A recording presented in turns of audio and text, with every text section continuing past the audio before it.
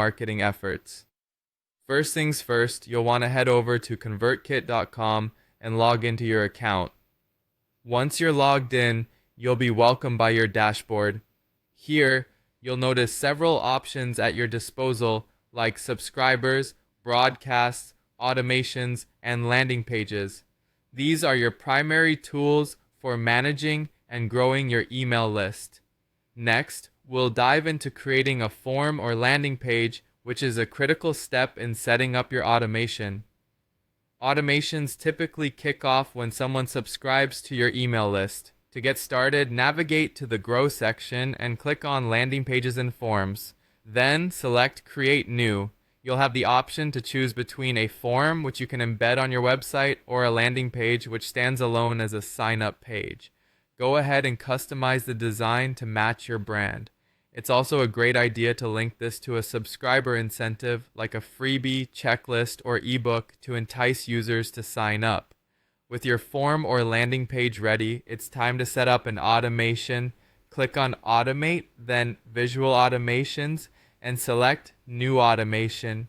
Your first task here is to choose a trigger, such as when a subscriber joins a form, a tag is added, or a purchase is made. Depending on your trigger, you can add automation rules. For instance, set up a send email sequence, apply a tag like downloaded free guide, or create a conditional split with if-else rules based on actions your subscriber takes.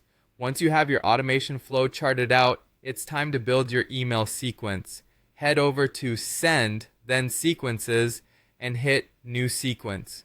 While you're here, think about the series of emails you'll want to send, such as welcome messages, nurturing content, and eventual pitches. Set the timing for these emails carefully. For instance, day 0 for immediate delivery, day 2 for a follow-up, and so on. Aim to keep these emails conversational, valuable, and laser-focused on your end goals. Now let's link everything together. In your automation map, find the action point after your trigger, like a form sign-up, and choose Action, then Email Sequence. Pick the sequence you've just created. Here you can also add additional actions, such as tagging or directing subscribers into other automations, which allows for a deeper engagement strategy. Finally, it's crucial to ensure everything is working as expected before going live. Use the Preview Test feature to catch any errors, and consider signing up with a test email to see if the automation triggers correctly. Once you're satisfied with the test results, click Publish to activate your automation, and you're all set. There you have it, a beginner-friendly guide to automating your email marketing using Convertkit. Feel free to revisit any steps if needed, and soon you'll be on your way to more effective and streamlined email marketing.